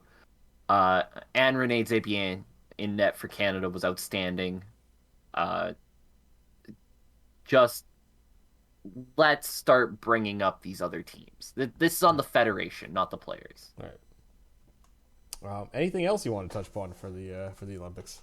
Yeah, I got a few like MVPs, kind of big stories of the Olympics I want to talk about. So Sure. right away, I'm gonna clarify this by saying we are in North America. This is gonna be a little bit North American centric. I apologize to Norway. I know you guys are fucking dominating cross country skiing and downhill skiing. I don't know enough about that to really talk about it, right? Like, there's the cool event in the downhill skiing where you punch the poles as you go by. Like, that is cool. I don't get it, though.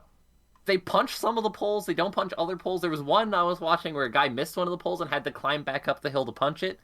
I don't know why.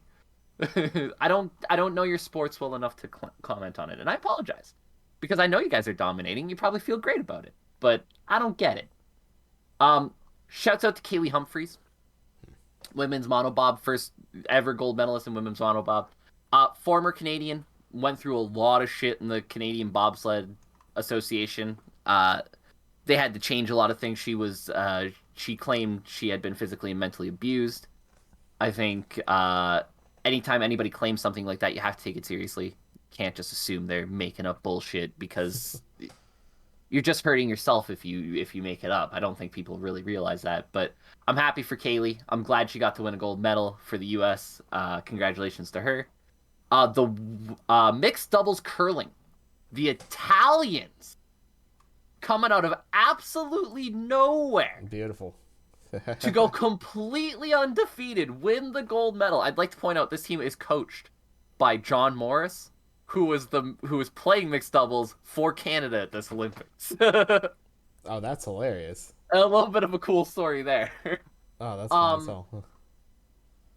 but yeah, no, shout out to the Italian mixed doubles team. One of two gold medals this Olympics. Yeah, yeah.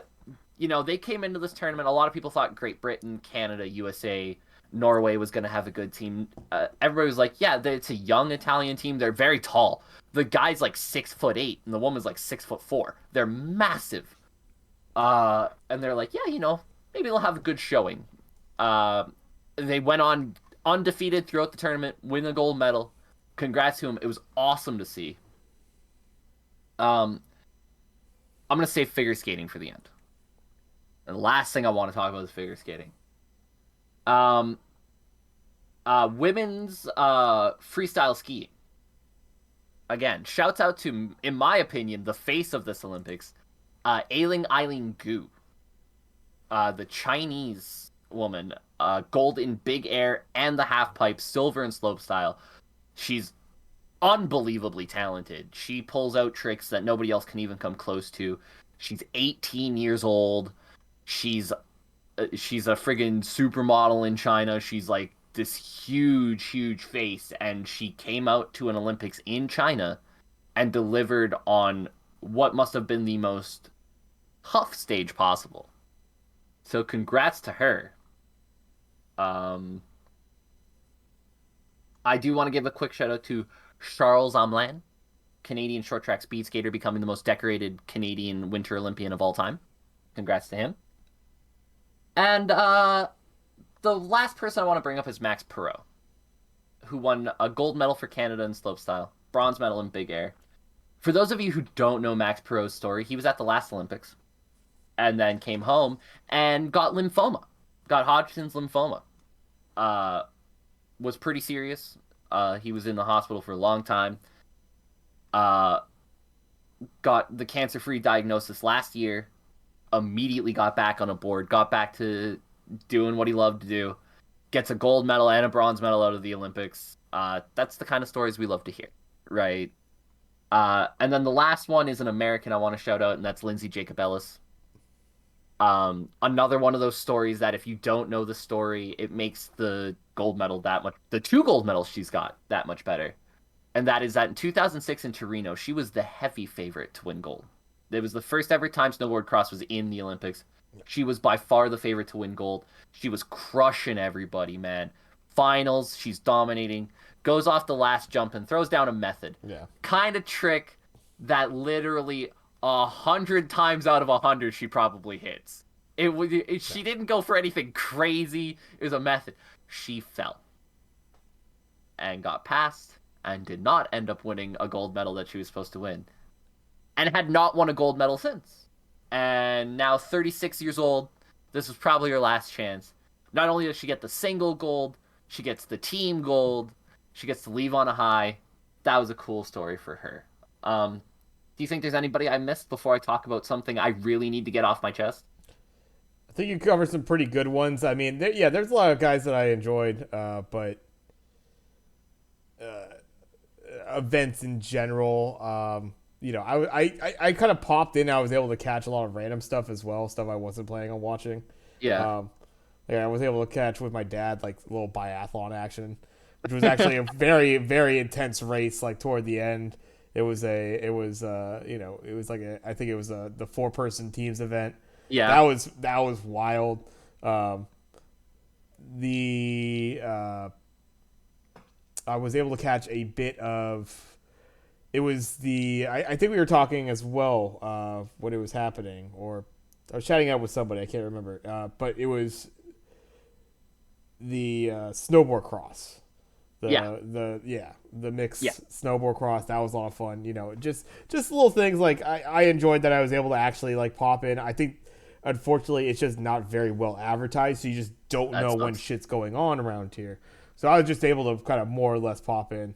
I'll probably pop it on at some point tonight and see what I can catch. It looks like some bobsled action tonight, so I'll probably Yeah, be we're trying to the check that kind out. of showpiece events of the Olympics are the women's 2 and the men's 4-person bobsleds, and those are starting tonight. Yeah, Those are the big events as far like they're the men's 100 meters of the Winter Olympics. Those are kind of the events that they hang their hat on a lot. yeah. But yeah, what do you want to hit on? My biggest disappointment of this Olympics. Damn. It's not a single athlete. It's not a single person. It is the court of arbitrations. You guys lost the Olympics. No single athlete lost the Olympics. Nobody who was supposed to do good and didn't do good lost the Olympics. The court of arbitrations lost this Olympics because they sent a 15-year-old girl to go out there and be a martyr. She was put in a no-win situation by being forced to compete. Well, allowed, but more or less forced. Either she goes out there and wins the gold medal like she was supposed to, and everybody says, "Oh, well, she cheated to do it. Nobody else gets their moment because she cheated." Blah blah blah blah blah. Remember, she is 15. Or what happens. It's in her head. She can't get past it. She falls twice in her routine. She finishes fourth. And now we have to watch a 15-year-old girl be shattered to pieces by the sport that she's supposed to love because a bunch of people didn't want to admit the fact that the sanctions they put on Russia were too light. They let Russia get away with it, and then Russia did it again. And now they don't want to go back and look like they were wrong. So instead, they martyred a 15-year-old girl to be criticized by everybody and their mother, criticized by people on TV. I saw the Johnny Weir stuff that he said. I'll talk about. He wasn't wrong on what he said, but his anger was misplaced. You know, commentators are going out and blaming this 15-year-old girl. The IOC essentially told everybody, listen, this isn't Russia's fault. It's this one girl, this 15-year-old girl. Blame her. Yeah. Everybody's anger has been directed at one person by everybody else except for the person who it should be, right? Like, if you're gonna blame the 15-year-old girl for this, without looking at the coaches, without looking at the federation, without looking at the stain that Russia has been so bad for this, they can't even be called Russia. But we're supposed to blame this 15-year-old girl for it, right? And then Johnny Weir goes on TV and talks about what a shame it is she's competing and how much of a sham it is that she's in this Olympics. Listen, I get it. You're frustrated. She shouldn't be competing. I get that. Stop pointing your finger at the 15-year-old girl and point the finger at the Court of Arbitrations, who said, nah, this is fine. Point the finger at the IOC, who said, nah, we're not going to pull her, even though we got her test 3 weeks before the games. Yeah. All this finger pointing's in the wrong place. And I feel so bad for, again, the last time I will say it, but it needs to be stressed. 15 years. She's a high schooler who has been vilified by this Olympics. Wrongly so. Because I guarantee you, whatever she did was done by coaches, was done by the federation, was done by a group of people who were determined to cheat, and this 15-year-old girl was caught in the middle of it. Yeah. I mean, yeah, I think I brought this up to you earlier in the week. Yeah, there are the coaches, adults, whatever, in her life that are, you know, responsible for, like, they're the ones who are more in control of, you know, what she is putting into her system than she Yep. is at this point. Um, and yeah, the ridiculousness as far as the testing situation and being allowed to compete, it just set it up for that. It was yeah, completely unnecessary, and it sucks. You know, it just something you hope that uh, she is able to bounce back from. But yeah, it absolutely it's pretty trash in general. Can't help but agree. I'll say even more than bounce back from in skating, right? Because she is Yeah, sure. unbelievably talented. Her talent is not drugs, right? Right. Whatever she Yeah. took, that's not what gave her her talent. She's talented based on hard work and talent. Um, I hope in her personal life she can bounce back from this because if you saw her skate, I didn't watch it. I was disgusted by the whole situation, but I saw bits and pieces of it. Oh, sorry. Yeah. She she looked she looked absolutely defeated, right? She looked broken down.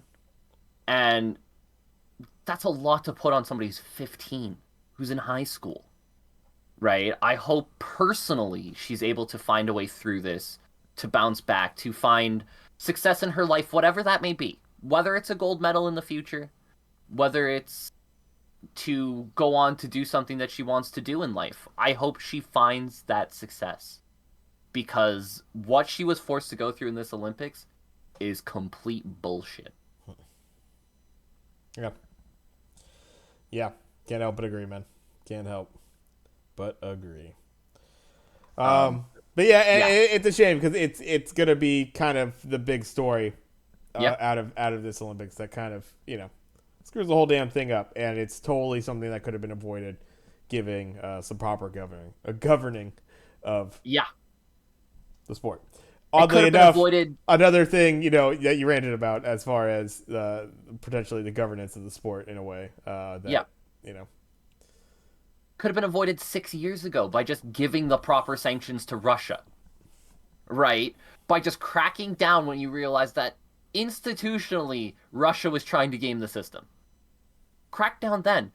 These slap on the wrist sanctions that they gave them. Oh, you can't be called Russia. Instead, you're the Russia Olympic Committee. yeah, Definitely not Russia. Very different. yeah, Uh, like, what did you think? They got away with it. Of course, they're gonna keep doing it. right, yeah, exactly. They'll push the limit. They'll push the line Yeah. until they get Until you tell them they that get a you won't slap on let the them do wrist, it. and it's like, all right, we'll back off, and then you push it again. Yeah, Oh man, you mean we still get our team gold medal? Just the 15-year-old girl doesn't because we're gonna punish her for it? Oh, yeah, oh, exactly. we learned the error of our ways. They'll never do that again. Of course they will. Yeah. Ah, yeah, true. And Uh, you're right. It's a shame because there's been a lot of good stories out of this Olympics. A lot of bad stories too. It's an sure. Olympics. It comes Yeah, with the exactly. It's territory. Olympics. Yeah, that's true. It comes with the territory. But for the athletes themselves, like watching people overcome unbelievable adversity, watching them hit the sheer peak of human athleticism, watching the stuff that, like I said, Ailing Eiling Gu, watching the stuff that she can do off of the big air, off of that half pipe. that shit's incredible, right? Watching people like Charles Amlin, who's been in 5 Olympics now and now has the Canadian record for most medals ever won by an Olympian. That's cool, right? And then you got to ruin it by doing all this shit, right? That's what really bothers me about it. But that's Yeah, my Olympics rant. there you go. There you go. Um, yeah. Upsetting. But yeah, looking forward to some stuff tonight. I'll have it popped on. Anything else you Yep. want to talk about tonight? I did want to touch on the UFC a little bit. We got a UFC event tomorrow. That's right. That's right. Um, that really, I think this event is the perfect example of why there's way too many UFC events this year. Yeah, right. Exactly. Not because of the card itself, right? Because it is a weak card.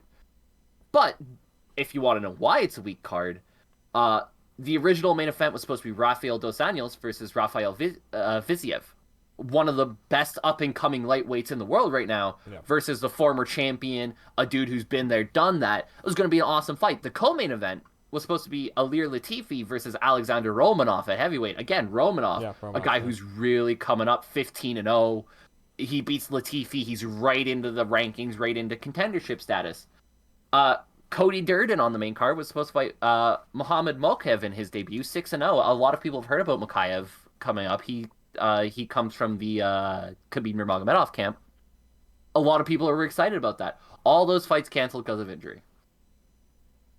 Instead, we're left with a card that has some interesting fights, but on a whole is very average.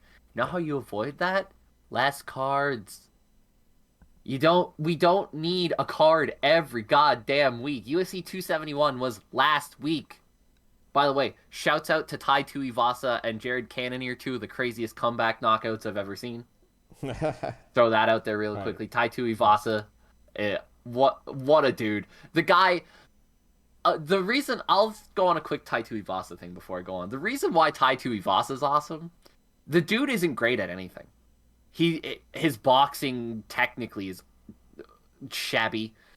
He doesn't have jiu-jitsu. He's not a wrestler. He doesn't have a belt in any discipline, right? You know what he does really well? Hits people in the face. And he's found a way to come into the UFC. In a world in the UFC nowadays where being well-rounded gets you places, right? It's not the old outlaw days of the UFC where Royce Gracie can get along without knowing how to punch anyone just because nobody knows how to counter his jiu-jitsu. That's not the case anymore. You got to be No. well-rounded. Tai Tuivasa goes out there and just punches people in the face, and he's about to get himself a title shot doing it. I love it. Shouts out to Tai Tuivasa. What a stud. But my point being, UFC 271 was last week.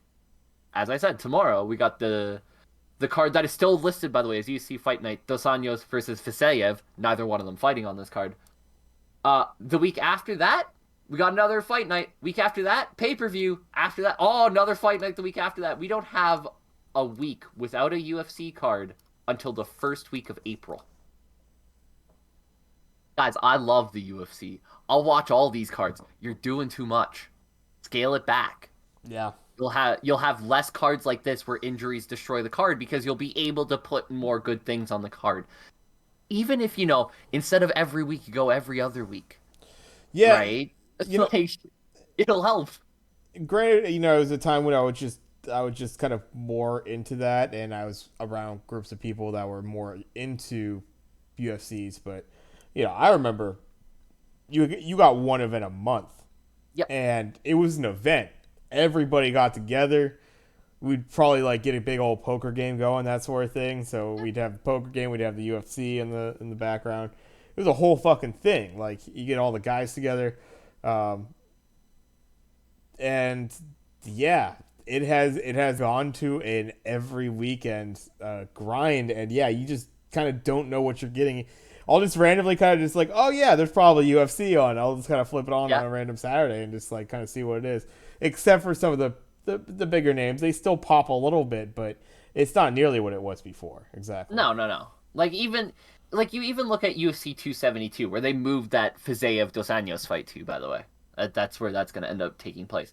the main event of that is Colby Covington, Jorge Masvidal. It's a good fight. Yeah, It's not a pay-per-view main event, yeah, right? yeah. Like the main event of a pay-per-view, you're making people buy that card to main event by Colby Covington, Jorge Masvidal. Yeah, dicey, dicey. We'll see about that. Anyways, card tomorrow. Couple things I want to touch on.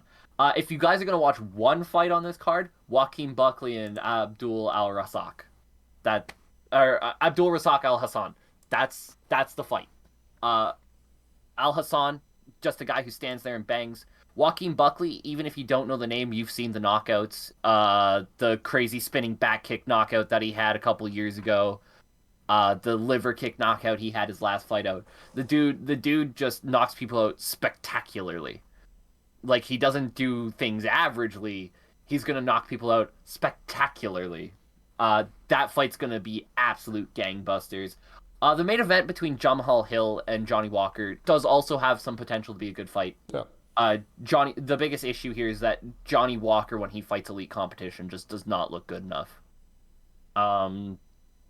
So it's really more of a test to see if Jamal Hill can take that step up into that echelon. Johnny Walker's become a kind of a gatekeeper to the light heavyweight division, but it should still be a fun fight if nothing else. If you're looking for a live dog, maybe you're looking to bet Alan Badot and Parker Porter.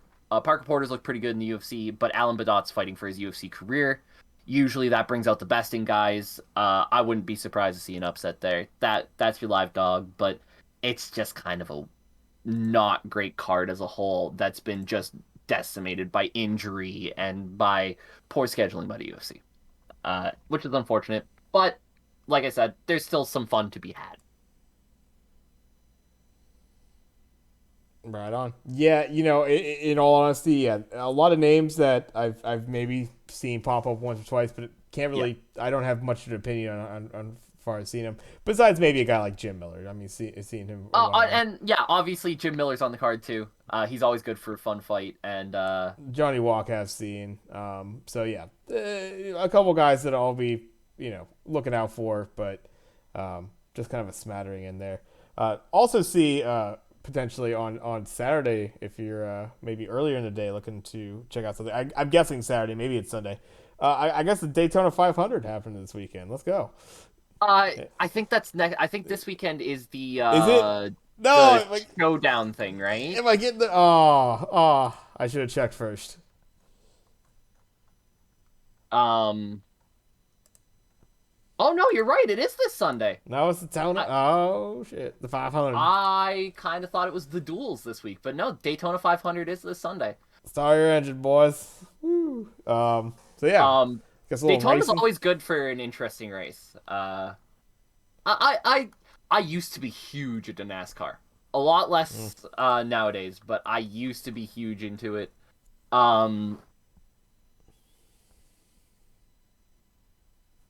Daytona's always good for a very interesting race, right? It's gonna be close the whole way down. There's gonna be a huge wreck. A couple years ago, there was the particularly scary one with Ryan Newman. But like last year, Michael McDowell won the goddamn race. So I mean, it's always good for some interest. Yeah. If that's your thing. Yeah, I mean, racing's always kind of been interesting with me. My dad watched it all the time growing up, so like I kind of was exposed to it in that regard. I catch a little bit. A couple of my really good friends of mine, the last couple of years, they've been really into F1, so I've been watching a lot of that actually, as far as some racing. So never a bad time to catch a good race, whether it's on the oval or on the short track or something like that. Definitely, might be something that where take a look to see who ends up picking up the W on that one. Something to look at this weekend. Don't know how well you can there see you go. it, Yeah, the Quaker State, baby. Yep. I got the Team Quaker State, the Jeff Gordon, Terry Labonte poster back there. Nothing I put in my vehicle besides Quaker State. That's right. That's right. On the other side of that, by the way, there's a Dale Earnhardt picture too. Oh, there you go. I did have a period of time where I was a huge NASCAR fan. So There you go. I still catch it from time to time. I still know the names. I still keep up with it for the most part. But I have trouble nowadays watching like a whole race. Right. It's Right. like you gotta section off for that. It's a Yeah. thing. It's quite a block of time for sure. Yeah. Yeah. Well, there you go. I suppose that is some potential things to look forward to this weekend since we have no football, unfortunately. So we got to start to find some other Football. things. I know I just saw my. Now you gotta watch basketball. Yeah, I know. Unfortunately, my Sharks lost in OT against the Canucks last night, so that was Yo, I unfortunate. went on But the rant about the Oilers and they're undefeated since. I know everybody's yeah, yeah. I know everybody's saying it's Jay Woodcroft, but I'm gonna take a little bit of credit for it. I mean, undefeated since I ranted about the Oilers. This is true. They just need that spark. Yeah, they just needed a good old Craig rant about how much of a shit show the organization is, which hasn't changed by the way. Yeah. You know what's really gonna frustrate me? Remember we were joking about the Bears and it's like they're gonna make the playoffs and then everything's gonna stay the same. Nothing changes. Yeah. It's gonna be the Oilers. They're gonna make the playoffs this year because you have Connor McDavid and Leon Draisaitl. They're the two of the best players in the world, if not the two best players in the world. And they're gonna make the playoffs and lose in the first round. And hey, we made the playoffs. Nothing Yeah. changes, Nothing baby. changes. Same old, same old. Same old, same old. Life of being an Um, Oilers fan. Let's see. Anything you want to hit on before we signed off? I think we've covered the gamut. Yeah, I think we've kind of hit everything. I can't think of anything else in particular. All right. Well, I think that will do it right there. A little bit of a shorter episode, but just kind of wrapping it up here. We'll see what our schedule plays out to next week. Next Friday is the Elden Ring release, so I don't know how much time. And we're kind of in a little bit of an off season, I suppose. So we'll see what our schedule is like next week for potential Sports Clichés episode. We'll let you know. But yeah, this was great. Episode 17 of Sports Clichés. Hope you all have a great rest of your Friday. We'll put this up. Be sure to catch us every Friday or every other Friday or ever we work it as we go into the off season here. Catch us on twitch.tv/taptioj. That's TAPATIOJ. Catch us here live, or you catch us on YouTube. Just look up the Sports Clichés podcast. You'll find us on there as well. So yeah, I hope you all have a good one. Good rest of your weekend. I'm Jay. That's Craig. We'll see you on the other side. Deuces.